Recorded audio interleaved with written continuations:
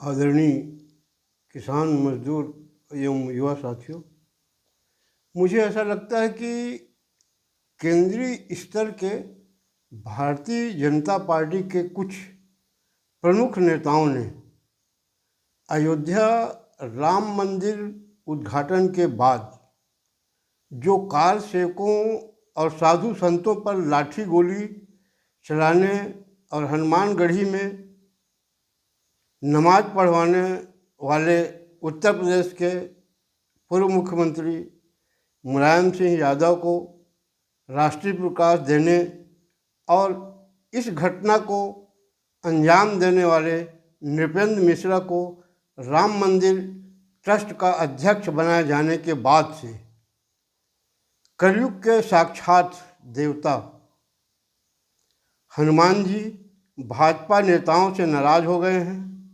इसलिए प्रदेश और देश में ऐसी कुछ घटनाएं हो रही हैं जिससे जनता में नाराजगी बढ़ती जा रही है। इसके बारे में भाजपा नेता विचार करें।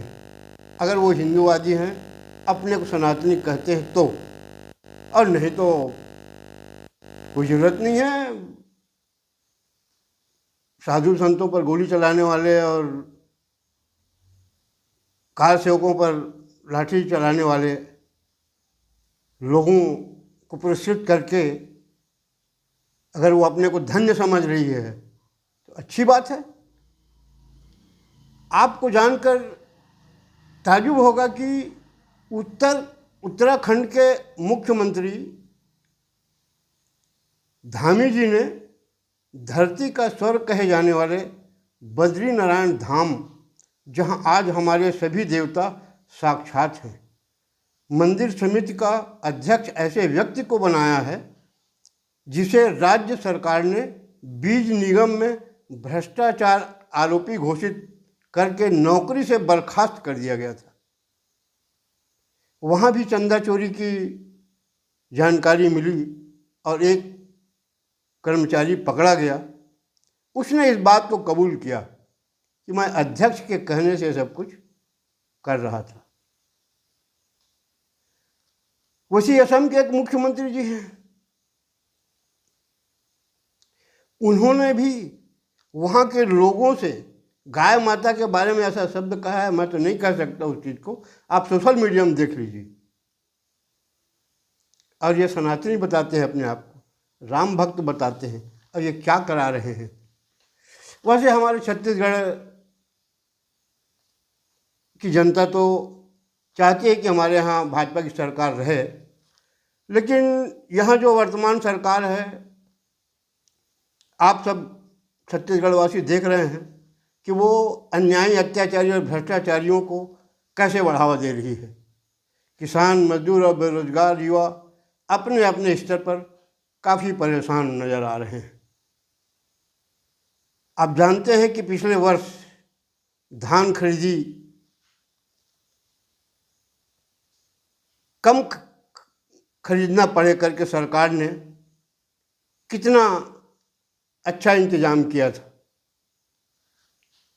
बहुत से किसान पर्ची नहीं कट सका, सर्वर डाउन है। कई लोगों के साथ तो कई जहर खाने तक की मौका आ गया। कई लोगों का धान बिक नहीं सका। इस वर्ष हमारी सरकार जो किसान विरोधी में घोषित करने में कोई हिचक नहीं है, आज भरे बरसात में शामिलात खाता वालों को इतना परेशानी में डाल दिया है कि वो अपना खेती किसानी देखें कि वो एग्रीटेक कराने जाएं, जबकि उसके घर के लंबरदार का नाम ऑलरेडी खाते में दर्ज है। उन लोगों का भी नाम है। कहा जा रहा है आधार कार्ड से, फ़ोन नंबर से जुड़ा होना चाहिए। इसका मतलब है किसी की बहन की शादी हो गई, वो बाहर चली गई है, किसी का भाई नौकरी में है, किसी का भाई मजदूरी करने दूसरे प्रांतों चला गया है, हजारों रुपया खर्चा करके आधार कार्ड को फ़ोन से लिंक कराना है और एग्रीटेक कराना है। इस उलझन में हमारी सरकार डाल दी है। अब किसान मजदूर कैसे सरकार को साथ दे। वैसे 2.5 साल से प्रदेश की जनता काफ़ी परेशान है सरकार के इस नियम से। चॉइस सेंटर जा रहे हैं लोग, वहाँ बोल रहे हैं कि आधार कार्ड में फ़ोन नंबर जुड़ना चाहिए, और एक घर में एक ही फ़ोन है और खातेदार 4 हैं। बोले नहीं, फिर उनको सबको बुलाओ, अंगूठा कराना पड़ेगा, फिर ये होगा। बहुत उलझन में डाल दिया इस सरकार ने।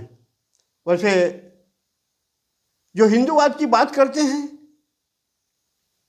उनका चेहरा दिखाई नहीं दिख रहा है कि आकर के आज जनता की तकलीफ सुने।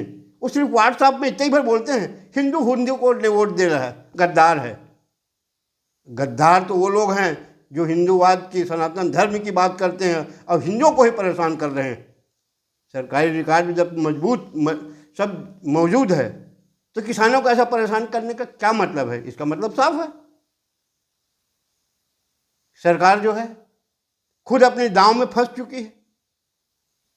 आज सामाजिक सुरक्षा के पेंशन जिनको मिलता था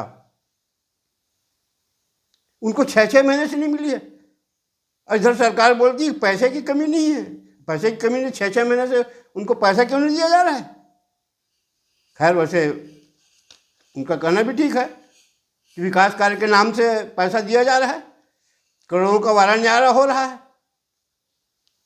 मगर उन गरीब मजदूरों के लिए जो गांव में रहते हैं, जिसको शासन ने, वर्तमान ने, पूर्व ने घोषणा किया है, उसको नहीं मिल रहा। महतारी बंधन का भी यही हाल है। बोले थे हर साल जो शादी हो जाएगा उन लोगों को दिया जाएगा। अरे पुराने जो छूट गए उन्हीं का नाम नहीं जुड़ रहा।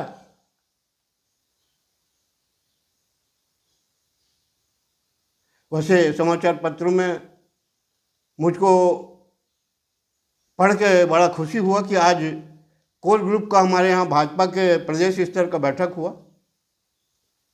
उसमें 2028 चुनाव की तैयारी के लिए अपने पार्टी पदाधिकारियों को निर्देश दिए गए और मंत्रियों को कहा गया कि कार्यकर्ताओं को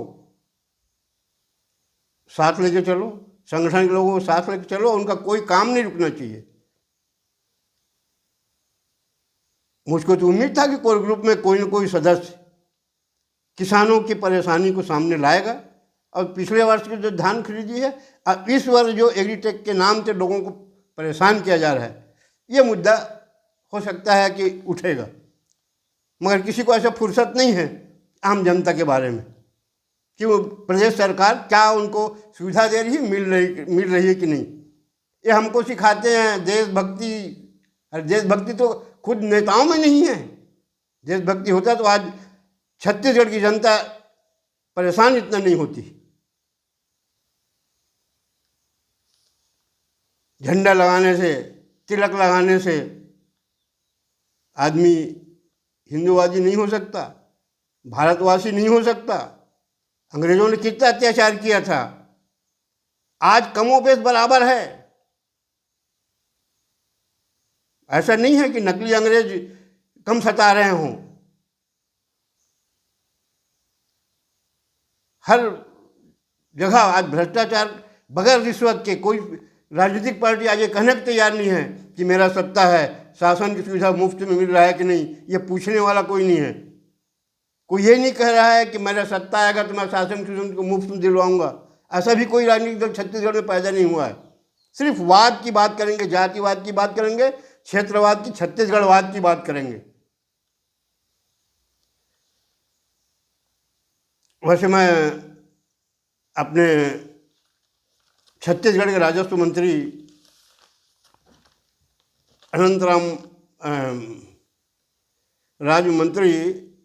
राजस्व मंत्री जी से निवेदन करता हूँ, वर्मा जी से, टंकराम वर्मा जी से मैं निवेदन करता हूँ कि आपने अभी कुछ दिन पहले कहा था कि शासकीय भूमि में बेजा कब्जा करने वालों पर सख्त कार्रवाई की जाएगी। तो मेरा एक निवेदन है, शायद आप तक शिकायत पहुंचा भी होगा तो फाड़ के फेंक दिया गया होगा।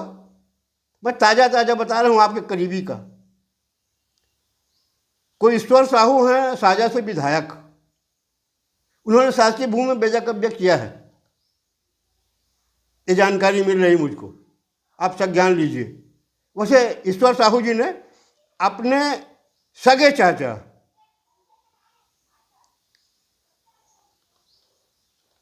के ऊपर आरोप लगाया है कि उसने बेजा किया है। उसके सगे चाचा का नाम है लखनलाल साहू, और उसने बेजा कब्जा किससे तोड़वा रहा है? राजस्व विभाग से नहीं, जो पुलिस विभाग से आदेश कर दिया है कि मेरे चाचा के बेजा कब्जा तोड़वाओ। और पुलिस वाले उसके चाचा को तरह तरह की धमकी दे रहे हैं। उसका चाचा कहना है कि अगर लखनलाल साहू खुद बेजा कब्जा किया हुआ है, अगर वो छोड़ेगा तो मैं छोड़ूंगा। टंकराम वर्मा जी, अगर आप सही में शासकीय भूमि में बेजा कब्जा करने वालों को कार्रवाई करते हो निष्पक्षता से, अगर आपके विधायक ने किया है या भाजपा वाले ने किया तो उसको नहीं तोड़वाओगे, अच्छी बात है, होना चाहिए। सत्ता में रहने की तो फायदा मिलना चाहिए ना।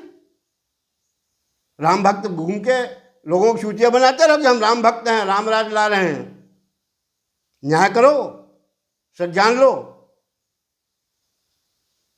और वैसे मैं तो, मेरी मांग है कि पूरे छत्तीसगढ़ में जो वर्तमान सरपंच हैं, पंचायत प्रतिनिधि हैं वर्तमान और पूर्व में, और नगरीय निकाय में जो प्रतिनिधि रहे हैं वर्तमान और पूर्व, सबका जांच करवाइए आप कि शासकीय भूमि बेजा कब्जा किए हैं कि नहीं, और इनको तोड़वाइए।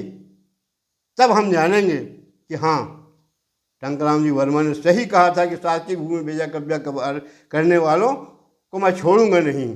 इतना कह के मैं अपने वाणी विराम देता हूँ। धन्यवाद। जय हिंद।